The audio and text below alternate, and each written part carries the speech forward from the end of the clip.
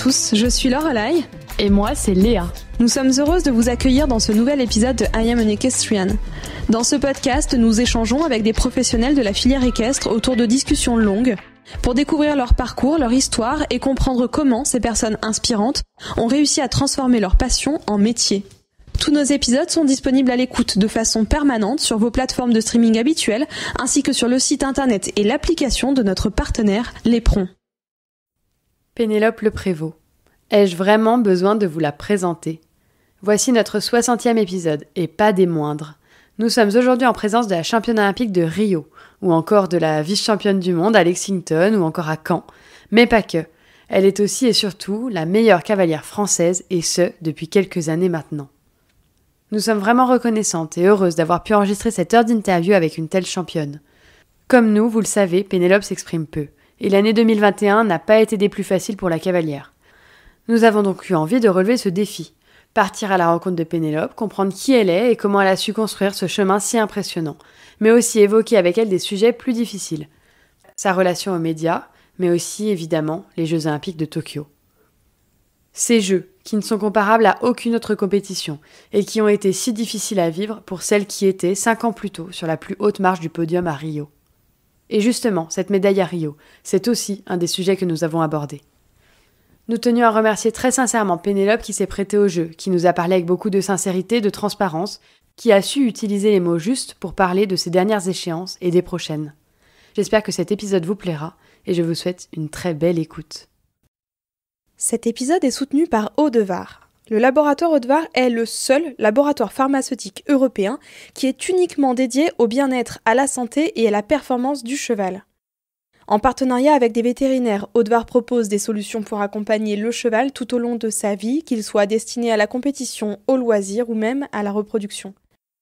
Le laboratoire Audevar prône une prise en charge globale du cheval afin de prévenir les affections, d'optimiser son bien-être quel que soit son âge, mais aussi d'accompagner ses performances. C'est pour cela qu'il met à disposition des vétérinaires une gamme très complète de solutions, des médicaments, des compléments alimentaires et des soins externes. Une large gamme de compléments alimentaires permet de s'adapter aux besoins de chaque cheval, pour accompagner sa locomotion, sa digestion, sa respiration ou sa récupération, par exemple. La dernière innovation en date, l'Equiflex Arthro Evo, est le premier chondroprotecteur offrant une triple protection de l'articulation, cartilage, liquide synovial et os sous-chondral. Il permet également de maintenir chez le cheval une foulée déliée et souple. En plus de ça, la formule est composée à 100% d'ingrédients d'origine végétale. Ainsi, depuis plus de 30 ans, la rigueur et le savoir-faire du laboratoire Audevar garantit une satisfaction des vétérinaires, des propriétaires de chevaux et des professionnels, les cavaliers, les éleveurs et les entraîneurs. Depuis bientôt 15 ans, Audevar accompagne Pénélope Le Prévost et ses chevaux au quotidien. La cavalière bénéficie donc des conseils et des produits Audevar pour optimiser les performances de ses champions et rester au plus haut niveau. Vous aussi faites comme Pénélope et faites confiance à Audevar pour accompagner la santé de vos chevaux. J'ai connu Pénélope au Poney Club, elle avait 10 ans, j'en avais 13. Elle montait bien et je montais mal. Mais j'ai toujours été, dès son plus jeune âge, très admirative de cette équitation qui était déjà très spectaculaire et adroite, fine, et de son amour pour les animaux qui était ancré dès son jeune âge, on va dire, au Poney Club. Et on s'est plus quitté depuis, et donc on a fait chemin, que ce soit parallèle dans le circuit poney d'abord, moi petit niveau, et elle est passée très très vite à cheval, ce qui n'était pas mon cas. Je pense que c'est vraiment sa force, à savoir son amour et son attention pour les animaux. C'est sa priorité de vie, à vrai dire. Elle vit avec les chevaux, mais elle vit avec beaucoup d'animaux autour d'elle. Et je pense que sa volonté par-dessus tout, elle était d'ailleurs très timide, petite, on va dire. Et je pense que les animaux, les chevaux, tout d'abord, puis tous les animaux ont toujours été pour elle un moyen d'expression incroyable, et elle a une facilité de communiquer avec eux qui est assez déconcertante. Je pense que ce qui la caractérise par-dessus tout, c'est sa volonté dans le travail, sa volonté dans le sport et sa persévérance, c'est sûr. Elle est extrêmement rigoureuse, exigeante avant tout avec elle-même, et je pense que c'est ce qui la caractérise le mieux. Après, je pense que si on veut parler de défauts et de qualité, je pense qu'on peut utiliser aussi le même terme, à savoir c'est quelqu'un de très franche. Et donc je pense qu'elle a une franchise à toute épreuve qui des fois peut être très directe, mais c'est aussi la raison qui fait sa personnalité et qui fait d'elle une amie extrêmement moteur et extrêmement fidèle. En tant qu'athlète, j'ai énormément d'admiration pour elle, pour sa persévérance et sa capacité sportive à trouver la concentration à tout moment. Je pense qu'elle a aussi beaucoup de qualités. Alors là, on sort un petit peu du sujet juste athlète, mais elle a aussi énormément d'élégance, de grâce. Et je trouve que c'est ce qui fait de son équitation une équitation un peu incomparable, on va dire, puisqu'elle allie la technique et la beauté. Je trouve que elle fait corps avec ses chevaux, quels qu'ils soient. C'est toujours très esthétique. Je dirais qu'il n'y en a qu'une comme elle.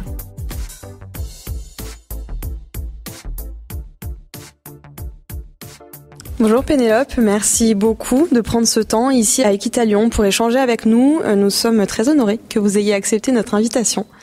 Vous êtes une grande championne, un pilier de l'équipe de France, championnat d'Europe, Jeux équestres mondiaux, Jeux olympiques. Il y a peu de grandes échéances dans lesquelles vous n'êtes pas reparti avec un titre, une médaille ou au moins un classement. Quand on pense à vous, on pense aussi à des chevaux d'exception. Jubilé Douli, Topinambour, Mylord Carthago, Florane Mariposa bien sûr, ou Vancouver. Et quand on a annoncé à nos auditeurs sur Instagram que vous aviez accepté notre invitation, que vous viendriez vous exprimer à notre micro, on a reçu un nombre de réactions uniques. C'était la première fois, je crois, qu'on avait autant de messages. L'idée de notre podcast, c'est vraiment de découvrir les personnalités qui font vivre notre sport, de pouvoir prendre le temps de revenir sur le parcours, sur leur carrière, mais aussi sur leur vision. On va commencer du coup avec vous cet échange en revenant au tout début de votre histoire. Est-ce qu'on peut vous demander comment vous avez commencé à monter à cheval et comment vous avez rencontré le cheval ? Bonjour, je suis contente d'être là et de répondre à vos questions. À la base, c'est l'amour des animaux, moi, qui m'a rapproché des poneys à l'époque. On habitait en appartement avec mes frères et sœurs et mes parents. On pouvait pas avoir ni de chien ni de chat, c'était un peu compliqué. Donc ma mère m'a emmenée à une porte ouverte à un poney club à côté. Et voilà, paraît-il que j'adorais de toute façon le contact avec les animaux. Quand mes parents étaient invités chez des amis, il paraît que je passais la soirée assise dans le panier du chien à caresser le chien ou avec le chat. Donc voilà. Donc le rapprochement avec les poneys, il paraît que c'était assez significatif, quoi, assez flagrant. J'étais une petite fille très timide. J'étais tout le temps dans les jupes de ma mère. Et a priori, il y a que à poney que d'un seul coup j'étais libérée, qu'on pouvait imaginer que j'ai un peu de personnalité parce que mes parents étaient presque plutôt inquiets de mon manque de caractère. Donc voilà mes débuts à poney.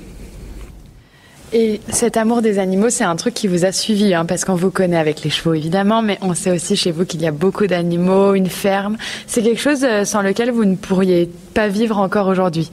Moi, mon retour chez moi le lundi dans mes écuries avec mon chien, mes chats, tous mes animaux, mes chevaux, c'est ma vie. C'est là que je me sens vraiment moi-même. Après, il y a les concours, il y a le sport, mais c'est ma référence, quoi. Mes écuries, mes animaux, ma fille, je me sens bien là. Vous étiez donc une petite fille discrète, timide. Est-ce que vous pourriez nous dire qui vous étiez vraiment quand vous aviez une dizaine d'années, une quinzaine d'années? Quels étaient à cette époque vos rêves, vos ambitions, vos envies pour votre futur? Est-ce que finalement aussi vous avez construit la vie que vous vouliez à cet âge-là? Pas du tout. En fait, mes parents connaissaient pas les chevaux. Personne de ma famille n'avait touché un cheval. J'étais très clairement passionnée tout de suite de sport des animaux. Je sortais de l'école, mes parents me déposaient au poney. J'y passais au début que les après-midi parce que j'étais petite. Et puis finalement, toute ma jeunesse, avec toute l'évolution, je faisais l'école et les chevaux. Il y avait que ça dans ma vie. Mes parents me disaient que c'était pas un vrai métier, que de toute façon, c'est vrai que à la base, on pouvait imaginer que j'ai aucune chance de monter à cheval parce que c'était ça mon rêve, monter à cheval. Donc j'ai continué mes études simplement me faisant plaisir. Entre midi et 2, je prenais mon scooter et j'allais monter à cheval ou j'allais dans les écuries. C'était mon environnement. Non, j'ai jamais pensé en faire mon métier, très clairement. Mes parents me disaient, il faut que tu fasses des études pour pouvoir t'acheter des chevaux. Et ensuite, ce qui a un peu été le déclenchement, le tournant de ma vie, j'ai rencontré le papa de ma fille, Guillaume Blain-Le Breton, quand j'étais en terminale. Et lui était fils d'éleveur, était dans le milieu, bien inséré, bien respecté, un cavalier que tout le monde aimait. Et voilà, à ses côtés, j'ai eu la chance un peu de faire quelques connaissances. Et après mon bac, j'ai eu un bac S. Je m'étais inscrite à l'école d'architecture. Et j'avais fait tous les rendez-vous, les machins. Il fallait que je rentre à l'école là, dans une semaine. Et là, ma mère me dit, t'es sûre que tu veux pas essayer les chevaux ? Et j'ai dit, mais ça, depuis que je suis petite, c'est rare que ce soit les parents finalement qui poussent en plus à cette carrière. Oui, alors je peux pas dire vraiment qu'ils ont poussé, mais il y avait rien d'autre qui me plaisait à part les chevaux. Et effectivement, le fait d'être en contact avec Guillaume, eh bien, j'étais moins seule. Donc j'ai commencé, j'ai monté les jeunes chevaux du papa de Guillaume, de l'élevage de Roselle. Ensuite, j'ai passé 2 ans chez Jean-Pierre Villot, qui est un grand éleveur bien connu en Normandie. Et voilà, c'était une évidence de toute façon. Même après 2 mois, c'était une évidence que c'était ça que je voulais faire et quel que soit le niveau. Parce que quand je me suis mise à mon compte, professionnel à la sortie de l'école, mon rêve c'était de faire des B1. À l'époque, faire des B1, c'était quelque chose de dingue pour moi.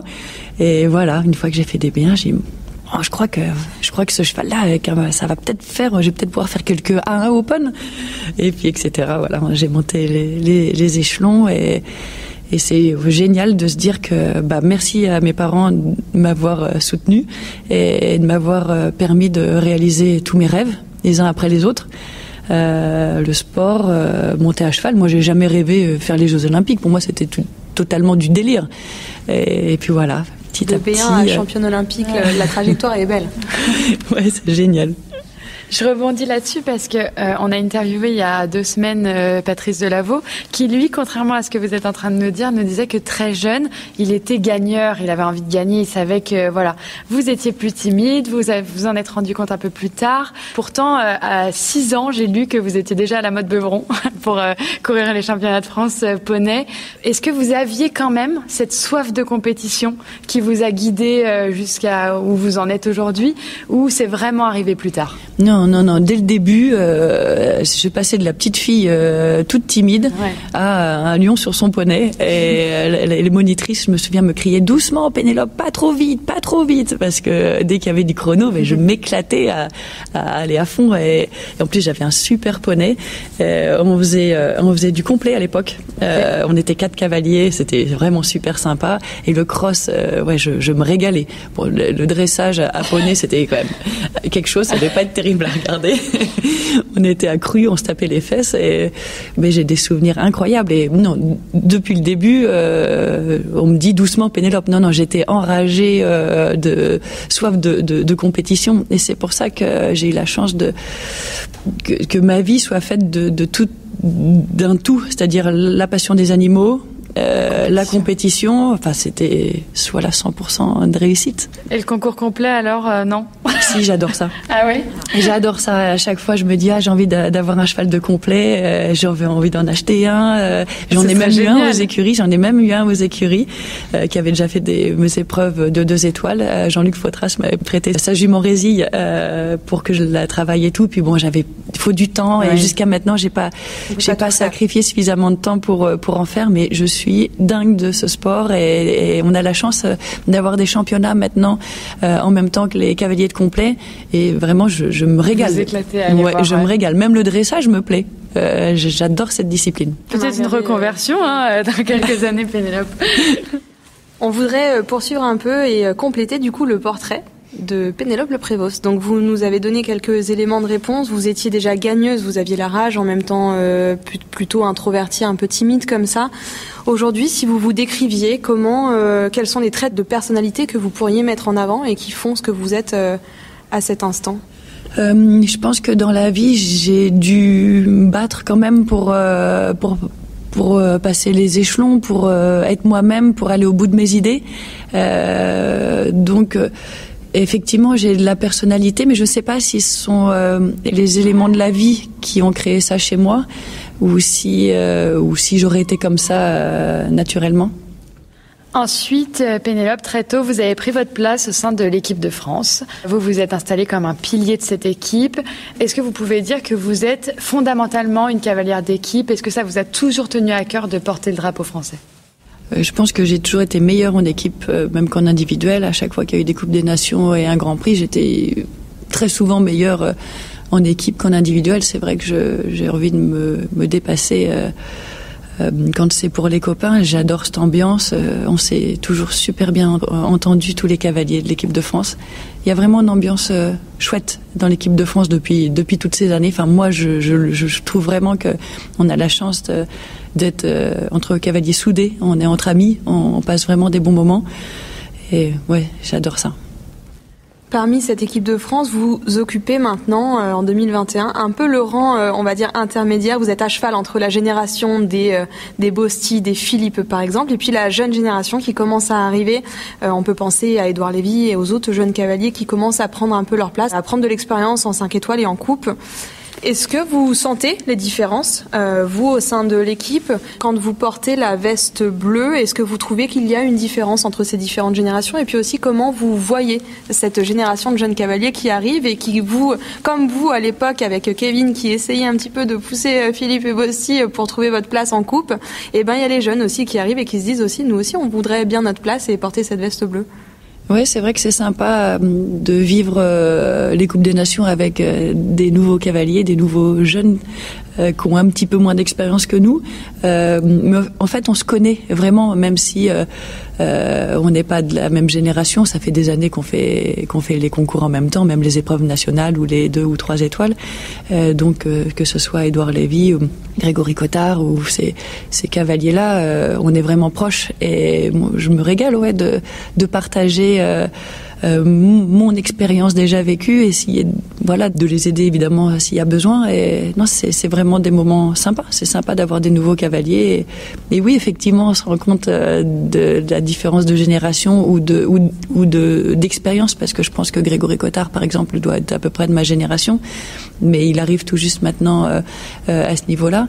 Et ça fait plaisir de pouvoir échanger. Et on se sent... Ouais, on est proches, on se sent bien, je crois, entre cavaliers. Et comment alors est-ce que ces jeunes cavaliers ou même des cavaliers comme Grégory Cotard qui ont toujours été là à très bon niveau, mais pour atteindre le dernier niveau, pour justement vous pousser un peu de l'équipe de France, vous, Kevin, etc. Comment est-ce qu'ils doivent faire? Parce que c'est vrai que, on le sait, c'est un sport qui se pratique très très tard, donc on peut continuer à monter très longtemps et les très bons cavaliers restent aussi très longtemps. Donc quel mot est-ce que vous pourriez avoir pour ces jeunes ou alors ces cavaliers qui sont à un niveau un tout petit peu intermédiaire pour justement venir un peu encore plus prendre votre place et dans les Coupes des Nations notamment ou les grands championnats? Je crois que ces cavaliers-là n'ont pas besoin de nous pour être motivés ou poussés. Je crois que tout le monde rêve d'avancer dans la vie, de monter les échelons, d'avoir accès aux Coupes des Nations, après un championnat, après un second. Et donc je pense que ça, c'est le rêve de tout le monde. C'est simplement marrant d'avoir des coéquipiers qui changent. Et c'est sympa moi j'aime bien être avec les anciens, avec ceux de ma génération. Vraiment, je pense qu'on passe des bons moments tous ensemble.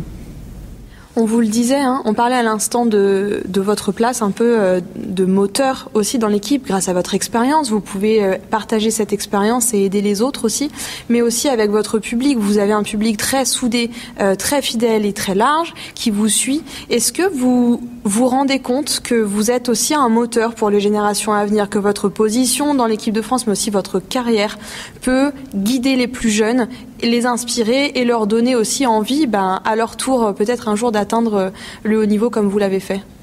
Je suis très fière de pouvoir motiver les jeunes à aller au bout de leurs rêves. Mon expérience le prouve, ça existe. Nicolas Delmotte aussi, un exemple. Il venait de rien et pas du milieu du cheval et il a réussi à faire une carrière incroyable. Donc je trouve ça chouette d'enlever ces idées préconçues et de dire qu'il y a que les gens un peu favorisés ou les fils de pros qui y arrivent. Non, c'est pas vrai. Donc je suis très fière de pouvoir donner ce rêve-là aux jeunes et leur montrer qu'on peut y arriver. Je vais revenir juste un tout petit peu en arrière sur la question que je vous ai posée tout à l'heure.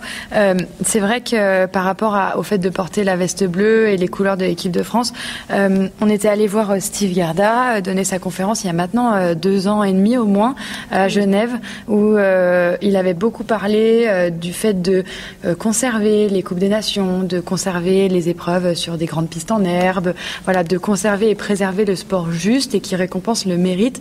Est-ce que vous êtes aussi dans cette vision du champion olympique suisse? Est-ce que vous avez envie de conserver justement ces grands championnats d'équipe qui peuvent, on le sait, on en parle, peut-être être amenés à disparaître dans les années à venir, en tout cas aux Jeux olympiques? Oui, je suis 100% d'accord avec ce que dit Steve et notamment pour les grands terrains en herbe. Je trouve qu'il n'y a rien de plus grisant quand on rentre au galop sur une piste comme Hambourg, comme Aix-la-Chapelle, comme La Baule, comme Chantilly. Et je trouve que c'est, je sais pas, il y a des sensations qui nous arrivent et qui sont spéciales, c'est vrai, par rapport à quand on rentre au galop sur une petite piste en sable. Ça n'enlève rien à la qualité des concours en sable. Mais je trouve que notre sport, c'est aussi ça, de galoper sur l'herbe avec beaucoup de place, beaucoup d'espace et sauter les rivières, les bidets, Ouais, je pense que c'est... Enfin, nous, on a été élevés là-dedans, je pense, Steve aussi, et...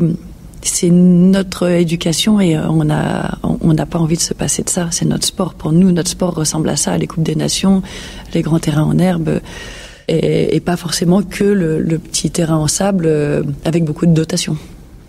Ça va nous amener à aborder un sujet qu'on aime bien et qu'on aborde beaucoup avec nos invités, c'est celui de l'évolution des sports équestres dans le temps. On le sait, les chevaux que l'on fait naître, que font naître nos éleveurs, sont des chevaux de plus en plus qualiteux, affinés, comme le disait Patrice dans l'épisode qu'on a enregistré avec lui. Les parcours sont de plus en plus difficiles, il y a de plus en plus de compétitions, il y a des circuits qui se créent qui font qu'il n'y a plus de week-end off comme on avait avant, il n'y a plus du tout de pause hivernale. Maintenant, il y a le circuit indoor Coupe du Monde tout l'hiver. Les chevaux qui se déplacent aussi loin, il y a des concours qui se sont créés, qui n'existaient pas forcément ou qui existaient mais auxquels on allait moins. Et puis on peut aussi parler de l'augmentation des prix des chevaux, de la place, de l'argent et des gains dans le sport, etc.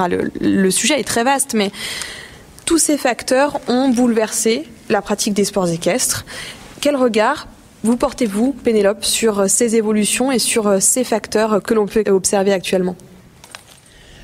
C'est vrai que le sport change.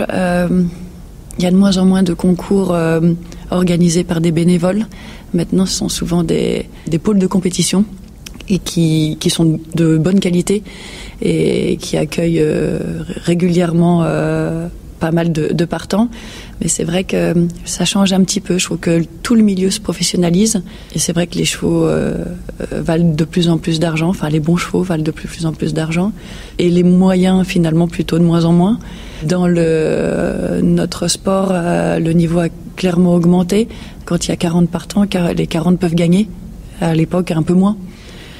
Mais je crois qu'il faut vivre avec son temps. Il faut voir les côtés positifs. Il y a beaucoup plus de gains. Il y a... Je pense que le cheval attire beaucoup. Je pense que beaucoup de gens sont passionnés d'équitation, de sport ou de chevaux. Donc, de toute façon, il faut s'adapter à ce qui se passe. C'est plus dur quand on n'a qu'un seul cheval, peut-être, pour arriver au haut niveau. Mais enfin, de toute façon, voilà, faut vivre avec ce qui se passe. Et il y a plein de points positifs. Je ne crois pas qu'il faut s'inquiéter trop de ce qui arrive. C'est plutôt des choses évolutives. Et au niveau des systèmes, en tout cas des propriétaires, etc., les choses ont aussi beaucoup évolué. On a vu des grands mécènes arrêter de financer des écuries. Il a fallu pour nos grands champions aussi recréer de nouveaux systèmes. On en a discuté il y a quelques mois avec Kevin qui vient de créer une écurie de groupe. Vous, en 2018, fin 2018, votre collaboration avec le Harat Larbec a pris fin. Comment est-ce qu'on fait, justement, quand on est dans ces grandes transitions-là, pour essayer de reconstruire un piquet de chevaux, pour revenir au haut niveau, avec un système qui a complètement changé ? Je pense que chacun doit trouver sa manière de fonctionner. Moi, j'ai essayé d'investir un peu dans des jeunes chevaux à former. Jusqu'à maintenant, il a fallu que je les revende pour acheter mes écuries, pour faire tourner la boutique, comme on dit, parce que on n'est pas que sportif, on est aussi chef d'entreprise. Donc trouver un peu un juste milieu avec tout ça. Moi, pour ma part, j'ai envie de dire que la première partie de ma carrière, je l'ai fait avec la famille Maigret. C'était génial. Je pense qu'on a vraiment kiffé le haut niveau. Après, j'ai un peu eu la seconde partie de ma vie où il a fallu que je construise un peu des bases solides. Voilà, donc c'est vrai que depuis ces dernières années, les choses ont avancé. Maintenant, j'ai une écurie, j'ai une maison. Il y a ma fille aussi qui a grandi. Maintenant, elle a 17 ans. On passe beaucoup de temps ensemble. Moi, j'ai toujours soif de sport de haut niveau. Donc, jusqu'à maintenant, les chevaux que j'ai achetés, je les ai formés et il a fallu que je les revende pour vivre. J'aimerais avoir les reins assez solides pour pouvoir aller un peu plus loin et peut-être garder les chevaux dont j'ai un bout ou qui m'ont été confiés, ça n'a rien à voir, mais se dire tiens on va essayer de refaire du sport et de les garder, de les former. Je pense qu'on est très très motivés par les Jeux Olympiques dans 3 ans qui sont chez nous, donc c'est plein de projets. Il faut qu'on s'organise chacun à notre manière, trouver des investisseurs, des co-investisseurs, des gens avec qui on aime travailler, des gens avec qui ça fonctionne. Voilà, je crois qu'il faut chacun voit sa manière, la famille en fait qu'on a chacun autour de nous dans notre milieu du cheval, notre équipe aux écuries. Voilà, donc chacun essaye de trouver la bonne voie. On cherche tous un futur crack d'une manière ou d'une autre. Voilà. Je parie que vous n'avez pas vu passer cette première moitié d'épisode. Allez, je profite de votre attention pour marquer une pause dans cette conversation et pour vous rappeler que nous avons créé, il y a un peu plus d'1 an maintenant, une agence spécialisée dans la production de podcasts, Éclat Agency. Avec Éclat, nous produisons plusieurs podcasts pour les acteurs de la filière équestre, mais aussi, et de plus en plus, hors filière équestre. Parce que nous pensons que ce format est un outil de communication extraordinaire, vecteur privilégié d'idées, d'informations et d'histoires, et parce que vous êtes chaque semaine et chaque mois plus nombreux à écouter les épisodes de I'm an Equestrian, nous sommes maintenant convaincus que le podcast est un pari gagnant pour toutes les sociétés qui souhaitent communiquer autrement. Alors si vous avez un projet de communication pour votre marque, pour votre activité ou votre société, n'hésitez pas à nous contacter. D'ici là, et comme toujours, vous le savez, si cet épisode vous a plu, venez nous le dire sur les réseaux sociaux. C'est important pour accompagner l'évolution de notre média, pour nous faire gagner en visibilité et en notoriété. Alors n'oubliez pas de noter notre podcast 5 étoiles sur Apple Podcast et de nous suivre sur Facebook et Instagram. Allez, place à la seconde partie de cette conversation avec Pénélope Le Prévost. Bonne écoute. Et c'est ça aussi le truc, les choses ne sont pas immuables et un système va fonctionner à un moment donné ou à l'instant T d'une carrière et puis va évoluer ou va avoir besoin d'évoluer. Comment vous voyez la suite de ce sport ? Si vous essayez de vous projeter, en fait, comment vous imaginez que les choses vont évoluer ? Parce que ça va très vite et tout le monde essaye de s'adapter. On discutait hier dans un autre podcast, mais qu'on pourra citer, en conversation avec Nathan Budd et Édouard Lévy, et tous les deux au même âge, en ayant plus ou moins les mêmes ambitions, le même niveau, ont des systèmes totalement différents. L'un va vraiment miser sur le fait d'avoir des personnes qui investissent dans des chevaux pour les garder, et puis l'autre va plutôt miser sur avoir un propriétaire qui fait naître des chevaux, avoir de l'élevage pour alimenter en fait le piquet de chevaux. Et encore, on ne parle pas des systèmes étrangers où il y a encore d'autres systèmes mis en place que nous, on ne voit pas forcément en France. Est-ce que vous pensez qu'il y a un système qui fonctionne ou au contraire, il y a autant de systèmes que de sociétés, que de pays et que de cavaliers aussi? Je crois qu'on a tous une identité dans la vie, une identité à cheval, et on n'a pas la même manière de fonctionner. Par exemple, Simon vit dans les écuries familiales. Il y a un contexte autour. Son père connaît vraiment très bien les chevaux. Donc je pense qu'on peut pas comparer, par exemple, la manière de Simon et la mienne qui suis seule avec ma fille et mes chèvres en plein milieu de la Normandie. Je crois qu'on est tous différents. On a tous une quête, c'est certain, c'est de construire des chevaux de haut niveau. C'est une évidence. On en parle souvent avec Simon et Kevin. Comment faire pour se rééquiper, pour faire de belles choses, pour vivre des bons moments. Moi personnellement, je pense que il y a des gens avec qui ça fonctionne bien, et quand ça fonctionne bien, faut aller au bout de nos idées, et c'est sûr qu'il faut être plusieurs. C'est pas tout seul dans notre coin qu'on va réussir à y arriver, ou sinon faut un coup de bol, quoi, acheter un Super 5 ans puis attendre. Ouais, c'est des échanges avec des éleveurs normands. Moi je me régale à monter les chevaux des éleveurs normands.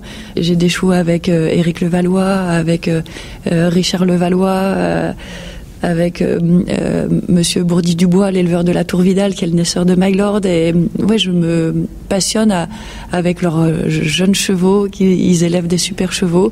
Et quand ils ont 6 ans, 7 ans, 8 ans, et bien qu'on puisse travailler ensemble, unir nos compétences, c'est génial. On vit des bons moments, et je pense que c'est comme, enfin, moi en tout cas, ma manière de faire, c'est un peu comme ça.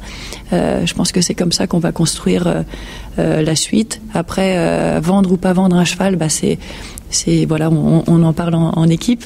Ce qui serait génial, c'est de pouvoir réussir à garder nos cracks et aller au bout de nos rêves. Mais bon, c'est comme ça la vie, hein. Faut vivre aussi. Ouais, j'allais vraiment rebondir là-dessus parce que c'est vrai que le grand public peut critiquer le fait que, par exemple, on a vu cet été partir 2 excellents chevaux français, Berlux et Urvoso, qui étaient vraiment, enfin voilà, qui ont mené la France très très bien à Tokyo aussi, qui ont fait d'incroyables parcours.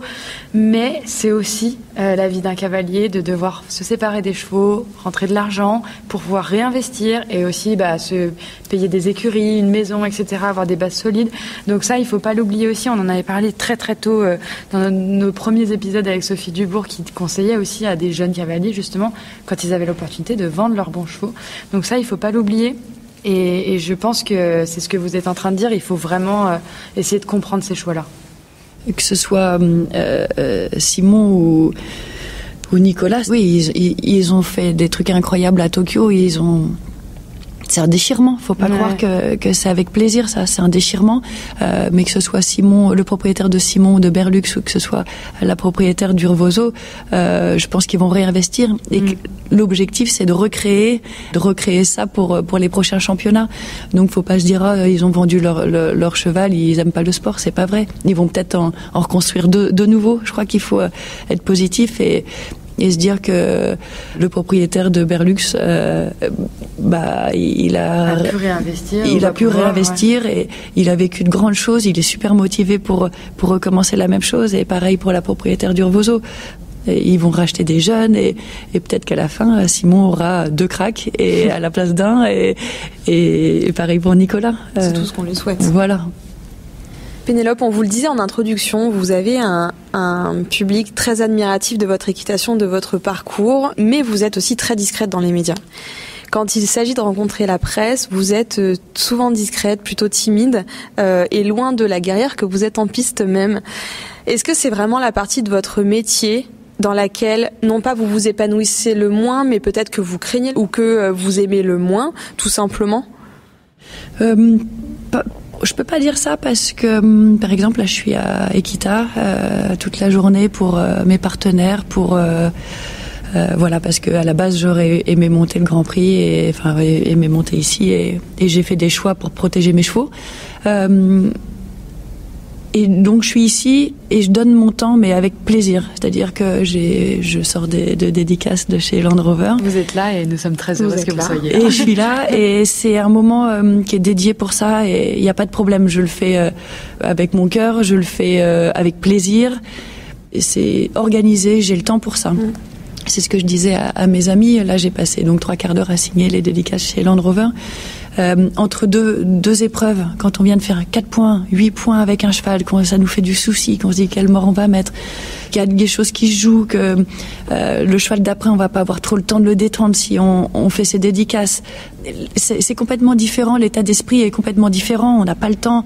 La mascotte est arrivée d'Equita Lyon, je l'ai pris dans les bras, tout, et les gens étaient étonnés. Mais non, moi j'ai le temps, il n'y a pas de problème. C'est vrai que la mascotte, quand elle arrive et qu'on vient de faire 2 fautes, ça nous fait de la peine, ça nous fait de la peine de faire 2 fautes, c'est notre vie, mais on a envie de progresser, on est des guerriers quand même, et donc forcément la mascotte, peut-être que moi je vais l'envoyer balader si elle arrive à la sortie de piste et que j'ai fait 2 fautes, alors que là il n'y avait pas de problème. Donc en fait pour moi en tout cas, tout est une question de disponibilité. Et de timing. De timing, quand j'ai le temps, que c'est organisé. C'est avec plaisir, sans problème. Et j'aime donner du temps aux gens. Si j'aime échanger, c'est pas le souci. Et c'est une question de entre 2 chevaux ou même à l'entrée de piste ou en sortant de piste, les gens qui nous crient des autographes. Je suis à cheval déjà. J'ai fait 2 barres.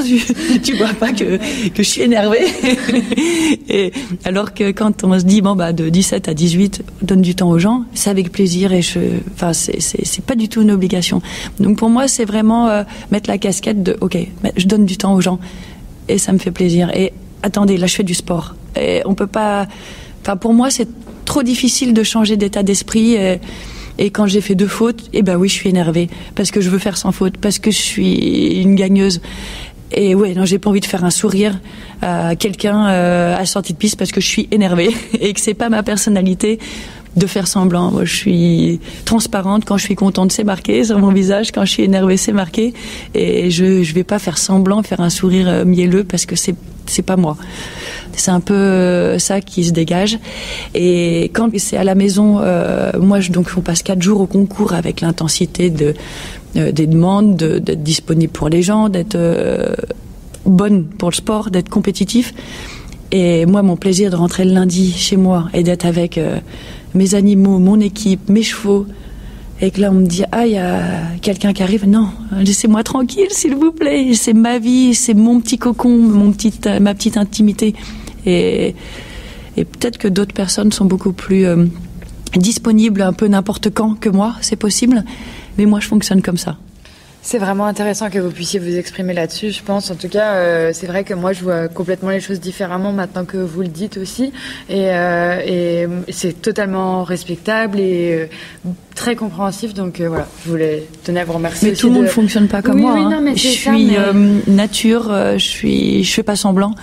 Et quand je me donne du temps, comme je vous donne du temps, je vous le donne profondément. Je fais pas semblant, je réponds pas à moitié aux questions. Je suis quelqu'un de profond et naturel. Et peut-être d'autres gens sont capables de faire autrement, mais moi non. Mais c'est un sujet qui, j'espère, aussi va devenir un peu plus central. Et en fait, en préparant cette question, je voulais amener le parallèle avec Naomi Osaka, l'un des tenniswomen, qui, cette année, a refusé de participer aux conférences de presse imposées par l'organisation de Roland-Garros après les matchs, et qui n'a pas eu le droit, qui a plutôt préféré ne pas participer au tournoi pour ne pas avoir à participer à ces conférences, et parce que l'organisation ne lui a pas proposé, en fait, un accord pour essayer d'organiser les conférences autrement, ou la nécessité d'être visible pour les médias autrement. Et quelque part, on se rend compte aussi que oui, vous êtes des athlètes, vous avez des partenaires, vous avez un certain devoir au regard de ces partenaires, des organisateurs, du public, mais vous avez surtout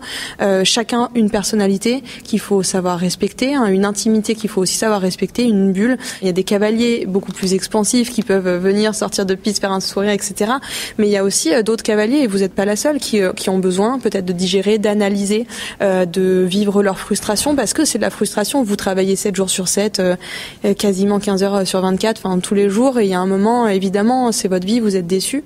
Et c'est dommage en fait qu'on n'arrive pas entre les médias, entre le public et les cavaliers, à trouver le juste milieu, le bon équilibre pour que le sport se passe bien pour tout le monde et que chacun y trouve son compte. Je trouve que c'est arrivé par exemple au concours à la Tour Eiffel. C'était organisé, j'avais quelques interviews, de telle heure à telle heure. En arrivant, en fait, on m'a demandé à quelle heure t'arrives, quelle heure ça t'arrange. Et donc, les journalistes étaient là. Je passais 1 heure et demie, par moment avec ma fille, par moment, c'était que moi. Les journalistes, quand ils avaient eu ce dont ils avaient besoin, ils partaient. Bref, j'ai donné 1 heure de mon temps. C'était relax, c'était agréable. Et les gens, ils ont dit ah c'était bien. Je dis oui, il n'y a pas de problème quand c'est organisé, quand c'est pas dans le stress, quand c'est pas. C'est sûr qu'à la sortie de piste, quand on nous demande quand on me demande de faire des sourires et que j'ai raté, ça va pas. Ça va pas avec ma personnalité. Certaines personnes arrivent à prendre sur eux et à faire des sourires. Moi, je suis pas capable. Je suis entière. Quand je suis énervée, je suis énervée. Quand je suis contente, je suis contente. Et là, ça me fait plaisir de passer la journée. Et je la dédie à mes partenaires, aux gens qui me soutiennent et à la presse notamment. Et je suis ravie. C'est une journée agréable pour moi. Et en parlant de médias, Pénélope, il y a aussi un autre sujet que l'on souhaitait aborder avec vous, un sujet aussi un peu plus délicat. Il y a eu ces derniers mois, évidemment, les Jeux Olympiques de Tokyo. Il y a eu 2 choses aux Jeux de Tokyo. Il y a eu forcément ce parcours avec Vancouver qui ne s'est pas réalisé de la manière dont vous l'auriez espéré, j'en suis sûre. Et il y a aussi eu derrière une déferlante sur les réseaux sociaux. Beaucoup de personnes qui vous ont défendu, pris votre parti, beaucoup de personnes qui ont fait plutôt l'inverse. Comment est-ce que l'on vit ça quand on est un sportif, que justement on travaille tous les jours pour réussir, on a nourri tous les espoirs, que c'est on sait c'est le rêve de chaque sportif, le vôtre, et que évidemment que vous n'étiez pas là pour réaliser ce résultat-là à la base. Comment est-ce qu'on arrive à vivre ça, à traverser ça et à rebondir ensuite ? C'est sûr que c'est un drame ce qui est arrivé. Je vais pas me dire d'autres mots. C'est vraiment, je crois que c'est ça. C'est un drame. Je suis désolée de pas avoir été à la hauteur, de pas avoir réussi à ramener cette médaille que mes coéquipiers avaient si bien préparée. Après, pour la suite, à propos des médias, moi personnellement, quand je rentre chez moi, je suis avec mes chevaux et voilà, je savais très bien qu'il y avait des horreurs qui se disaient, mais bon, de toute façon, j'ai souvent été la cible de pas mal de critiques ou même de pas mal de... À l'inverse aussi. Je suis pas ordinaire, je suis une femme qui vient pas du milieu du cheval. Je m'arrête pas aux critiques, sinon je serais déjà écroulée dès le début.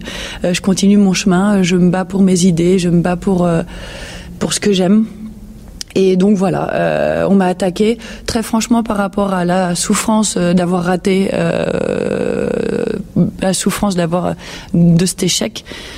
C'était rien du tout. Ma souffrance à moi, c'est de ne pas avoir permis à la France d'avoir cette médaille. Et après, les histoires qui se sont dites sur les réseaux, personnellement, c'était léger par rapport au reste. Je me doutais que c'était assez violent parce que, en fait, j'avais pas mal de messages de soutien des gens. Donc du coup je me dis oh là là ça doit être un désastre. Donc on va essayer de sortir quelque chose de positif, des messages de soutien. Je me dis ok et finalement il y a eu pas mal de gens inattendus qui étaient derrière moi, qui étaient sympas. Et voilà, ce qui est sûr, c'est que quand on est dans la lumière et qu'il y a un truc qui se passe mal, surtout un gros truc dramatique comme ça, forcément on prend des coups. Hein. On prend des coups, mais c'est notre sport, c'est ma vie et je l'accepte et je serre les dents et je continue. Et j'espère que dans 10 ans, j'aurai fait d'autres choses belles pour effacer mon erreur de Tokyo. Et justement, vous disiez sortir des choses positives. On est à quelques mois maintenant des dernières grosses échéances qui se sont passées. Tokyo, championne d'Europe à Riesenbeck. La pression est redescendue. Vous avez eu le temps de prendre aussi un peu de recul et maintenant de remettre un peu en perspective vos ambitions, ce que vous voulez faire, votre façon d'aborder les mois et les semaines et la saison qui arrivera l'année prochaine. Comment vous voyez les choses ? Qu'est-ce que vous mettez en place aujourd'hui pour vous dire ok 2022 ça arrive et je vais être super performante et je vais réintégrer toutes ces coupes des nations, tous ces grands prix ? Alors voir le côté positif, c'est pas se voiler la face. J'ai bien conscience de l'ampleur de mon parcours, enfin de ce fameux parcours qui a été désastreux. Mais maintenant, de toute façon, faut se tourner vers l'avant et oui, j'ai des chevaux en formation. Je travaille avec des amis, des éleveurs, des gens qui croient en moi.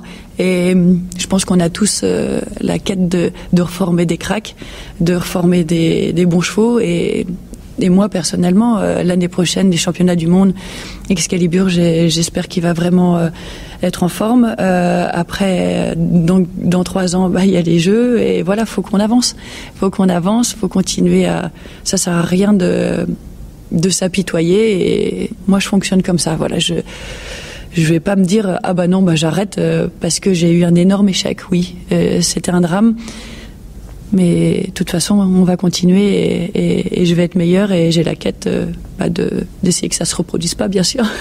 Est-ce qu'il y a des choses, justement, peut-être des choses que vous allez mettre en place, des outils sur lesquels vous avez réfléchi ou dont vous ressortez des choses par rapport à Tokyo en vue de Paris, justement ? Je crois qu'une équipe solide, c'est bien agréable. Un staff qui fonctionne à la maison, aux écuries, des partenaires pour les chevaux, continuer à prendre le temps de former les chevaux. Voilà, d'avoir des chevaux à fort potentiel. Essayer d'avoir les reins assez solides pour ne pas les vendre. Je crois que c'est ça la quête. Votre fille, Eden, marche dans vos traces et poursuit son ascension elle aussi vers le haut niveau. Est-ce que vous avez parfois de l'appréhension ou des craintes pour son futur, pour ce sport que l'on sait intense, riche, mais qui peut aussi être très frustrant et très difficile ? Quelles armes, vous pouvez lui apporter à Eden pour la préparer à faire face aux aléas du sport ?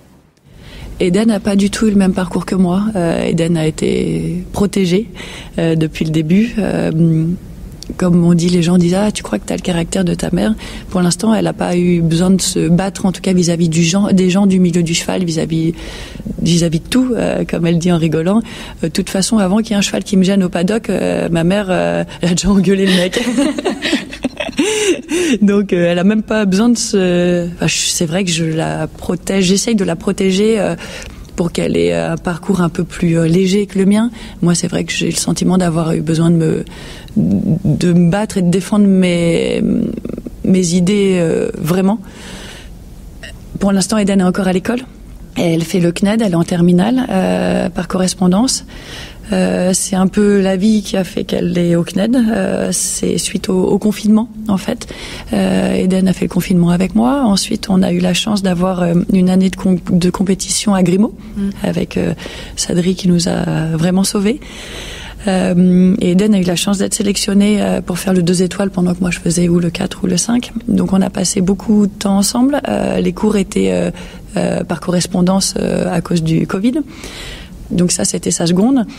En première, il aurait fallu qu'elle retourne à l'école et c'est vrai qu'on s'est habitués à vivre toutes les deux, à vivre ça. Et Dan a fait beaucoup de progrès à monter, à passer cette année-là avec moi. Donc on s'est dit, allez, on va essayer le CNED, comme elle est très bonne élève. On va essayer le CNED et d'essayer de faire un peu les choses moitié à cheval, moitié à l'école. Elle travaille vraiment bien, elle se donne du mal. Je lui impose le goût de l'effort, c'est-à-dire qu'il faut qu'elle se lève le matin, qu'elle bosse, même si c'est le dimanche et qu'elle n'a rien à faire, on va pas traîner au lit comme ça pour rien. J'essaye de... Ça, c'est important pour moi, qu'elle ait le goût de l'effort, quoi qu'elle fasse dans la vie. Parce que moi, je pense que c'est ça qui m'a sauvée. Parce que je pense que si je m'étais arrêtée dès que ça faisait un peu mal, j'aurais jamais fait le quart de ce que j'ai fait. Donc ce sera la 2e année qu'elle est au CNED et qu'elle monte beaucoup à cheval. Et elle a l'air quand même de prendre une voie dans les chevaux je dirais, on peut se dire qu'elle pourrait avoir une carrière correcte dans le milieu du cheval. J'ai tout fait avant pour la dégoûter, pour qu'elle monte pas à cheval, également pas à poney. Quand je parle avec Simon qui me dit j'espère qu'il y aura un de mes 2 enfants qui montera à cheval pour reprendre la suite. J'ai dit moi j'ai tout fait pour la dégoûter. Quand elle tombait à poney, je disais non mais ça fait trop mal, on remonte pas, ça fait peur. J'avais très peur quand elle était petite et voilà. Donc maintenant j'ai le sentiment que elle sait ce que c'est que le job de cavalier parce que ça fait 2 ans qu'elle fait ça à mi-temps. Elle est fatiguée, elle bosse à l'école en plus. Donc si maintenant elle décide de faire le cheval, l'équitation, ok, je la soutiendrai, bien sûr, il n'y a pas de problème. Vous avez dit quelque chose sur lequel j'aimerais revenir. Vous avez dit j'ai eu beaucoup à me battre et j'étais pas du milieu. Voilà, vous étiez pas du milieu, vous avez eu à vous battre. Est-ce que vous avez aussi eu besoin de vous battre plus parce que vous étiez cavalière et non cavalier? Je sais pas. J'ai pas idée. Ce qui est sûr, c'est que je me suis faite toute seule. J'étais à mon compte jeune. J'ai jamais eu personne pour me faire ma voix, pour me protéger. Si, j'ai eu Michel Robert, qui m'a vraiment beaucoup aidé, qui m'a ouvert mes premières portes pour les concours internationaux. Mon premier 4 étoiles, je l'ai fait à Riron, grâce à lui. Et c'était, j'ai envie de dire, le début de ma nouvelle vie. Parce qu'avant, j'étais plutôt cavalière de B1, je dirais. Et grâce à Jubilé et Michel, voilà. Mais sinon, j'ai eu le sentiment de me faire toute seule, de faire des choix seule, de prendre des décisions seule, des décisions lourdes. Comme par exemple, j'ai souvenir d'être 3e au championnat de France des cavalières avec Jaliska Saulier, Christophe Miller, qui était le naisseur propriétaire de Jaliska, me dit qu'est-ce qu'on fait, Pénélope, on garde la jument ou on la vend? On avait des offres d'Hubert Brody. Et il me dit, est-ce que tu crois que c'est une jument pour faire du tout haut niveau? Et je lui ai dit, par honnêteté, je sais pas, parce que j'en ai jamais fait du haut niveau. Ce que je sais, c'est qu'elle est meilleure que tous ceux que j'ai montés avant. Mais ça aurait été un mensonge que de dire c'est un cheval pour les jeux. Tout le monde dit ça, c'est un cheval pour les jeux, c'est un cheval pour les championnats, pour je sais pas quoi. Mais ils savent pas, ils ont jamais fait. Donc de dire ok Christophe, on vend la jument parce que je voulais protéger ce monsieur et être sûr de pas lui faire perdre son argent. Après réinvestir, donc on a vendu la jument, il a réinvesti pour moi. Choisir un cheval avec l'argent de quelqu'un d'autre, c'était lourd. Les décisions, elles étaient vraiment, enfin, il y avait des trucs qui jouaient, même si c'est pas mon argent, c'était pire que si c'était le mien. Donc parfois il y a des trucs vraiment lourds et la décision elle appartenait qu'à moi. Ce monsieur il allait réinvestir pour moi, qui était une petite fille des Poney Club, et c'est moi qui devais choisir. Et on a choisi Caratina. Donc quel soulagement, Caratina a été incroyable. J'ai gagné mon premier Grand Prix 3 étoiles avec elle, mes premières Coupes des Nations. Mais Eden, par exemple, elle est protégée par moi. Je crois que je pourrais toujours être derrière elle. Moi, j'étais seule pour prendre ces décisions-là. Donc c'est ça qui fait que c'est dur, que c'est lourd. Et quand on prend une décision et qu'après on nous la reproche, parce que il y a que ceux qui font rien et qu'il arrive rien. Et ben oui, c'était une décision. On prend pas que des bonnes décisions. On essaye de prendre les bonnes, mais après, faut pas nous reprocher. On fait ce qu'on peut. On essaye de faire les bons choix. Et parfois, ça a été dur d'aller contre l'avis général, je dirais, parce que mon ressenti était celui-là, et j'ai souvent été au bout de mon ressenti. Et oui, tout le monde n'est pas forcément d'accord avec des idées qui rentrent pas dans le moule. Je rentre pas dans la norme, peut-être, oui. Je suis pas comme tout le monde. Mais voilà, je suis moi-même et j'essaye d'aller au bout de moi-même. On arrive bientôt à la fin de cette interview, Pénélope. Et j'ai une question en plus que j'avais pas notée, mais sur laquelle je voulais rebondir, parce que vous nous avez dit à plusieurs reprises que vous aimez rentrer le lundi chez vous, retrouver votre maison, vos animaux et tout. C'est quelque chose dont on a beaucoup discuté avec Kevin, avec Jérôme Guéry notamment aussi. C'est une vie dans les avions, sur la route, en concours du mercredi, parfois même le mardi au dimanche, et ça recommence toutes les semaines. Vous êtes une accro de ce rythme de vie-là, ou est-ce que vous pensez qu'un jour vous en serez lassé, ou fatigué en tout cas? Comment est-ce que vous voyez les choses pour la suite? Moi, j'aime autant partir au concours que rentrer. Donc c'est ça qui est génial, l'équilibre est génial. Il y a une chose que j'aime, moi j'adore aller au concours. Je veux bien traverser le monde entier pour aller au concours. Mais par contre, il faut avoir le sentiment d'être au niveau et d'aller au concours prête, exactement, avec des chevaux prêts, des chevaux au niveau. Ça m'est arrivé de faire des kilomètres, de partir des week-ends et de rentrer le lundi, de me dire, putain Pénélope, t'as été nulle. De toute façon, tu le savais, t'étais pas prête, le couple était pas prêt. Et ouais, j'ai envie de faire du sport de haut niveau, j'ai envie de partir tous les week-ends, c'est une évidence. Mais si j'ai le niveau, si je suis prête, après on peut faire 4 points, ça arrive. Mais d'avoir le sentiment d'être au niveau et pas de se mettre dans le rouge. Voilà. Si se mettre dans le rouge pour l'énergie que je mets, bien sûr, l'énergie pour travailler, pour ça, il n'y a pas de problème. Mais aller au concours quand on est prêt, quand on a le niveau. Ça, je crois que c'est vraiment quelque chose que j'ai ressenti à l'époque et que j'ai envie de retrouver. Ma quête, c'est vraiment de reconstruire des chevaux et de les mettre dans leur niveau et de sentir qu'on arrive au concours et qu'on a une chance de gagner. Ça, c'est bon. En 2016, vous atteignez ce que tous les sportifs rêvent un jour d'obtenir, le titre de championne olympique. La plupart de nos invités qui ont été médaillés olympiques nous l'ont dit. Je pense à Bosti, je pense à Philippe Rosier. Ils nous ont confié que le titre olympique, c'était vraiment le but de tous les cavaliers. Maintenant que vous avez été championne olympique, qu'est-ce qu'on peut vous souhaiter, Pénélope, pour la suite de votre carrière ? Alors moi, je suis championne olympique, mais un peu dans la douleur, si je veux être honnête. Ok, je suis peut-être une éternelle. Je veux toujours mieux, je veux toujours plus, c'est vrai. Mais Flora était malade. Elle a fait des coliques là-bas graves. C'était pénible émotionnellement. Enfin, on a passé des moments durs, on a eu peur. Après ne pas sauter là, voir me faire l'épreuve là du premier jour. La jument épuisée, fatigue, qui trébuche. Je tombe, mais je dis mais c'est pas possible. Le lendemain, faut remonter. Je passais en dernière.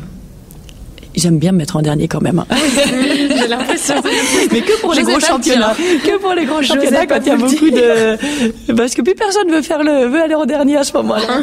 Bon, bref, c'est une aparté. Bref, et là. La jument redonne tout, je monte mal, elle fait sans faute. Enfin, j'ai envie de dire, c'est notre connexion à nous deux qui fait sans faute parce que la précision y était pas du tout. Et les gars sont bons. Par chance, elle a pas besoin de ressauter le lendemain parce que la jument était épuisée. Et on est champion olympique. Oui, ok, on a une médaille. Je suis ravie pour l'équipe, pour tous les gens qui ont travaillé pour moi, pour mes parents, pour la famille, parce que c'est bon, c'était un moment bon pour tout le monde, mais waouh, elle a été douloureuse cette médaille. Pour moi, c'est pas une médaille dans le bonheur, c'était pas une médaille, c'est pas un championnat qu'on a dominé. J'ai eu d'autres moments qui étaient un peu plus confort où j'aurais savouré un peu différemment. Ça n'a rien à voir avec ma performance individuelle, mais Simon avec son cheval qui était blessé, la souffrance de Simon, enfin c'est des trucs qu'on oublie, mais enfin je trouve que cette médaille à Rio, elle était lourde, elle était dure. Donc j'espère en avoir une autre et dans de bonnes conditions et en dominant le sujet. J'en reviens à aller au concours et à être un peu favori. Pas être outsider, à être favori et à arriver à aller au bout de ce qu'on est capable de faire. C'est tout ce qu'on vous souhaite, Pénélope, en tout cas. On sera derrière vous à Paris. On a hâte de vous voir prendre votre revanche. Et merci pour ce temps, merci pour cette interview, merci pour vos mots. Et à bientôt. Merci Pénélope. Et voilà, vous venez d'écouter une heure d'interview en compagnie de Pénélope Le Prévost. Nous avons déjà plusieurs épisodes enregistrés et à diffuser dans les prochaines semaines. Julie Ulrich, Brian Balziger et Rick Louradour. Venez nous dire en message privé quel invité vous aimeriez entendre en premier. Nous concernant, on vous retrouve donc dans 15 jours pour un nouvel épisode. Belle journée à vous.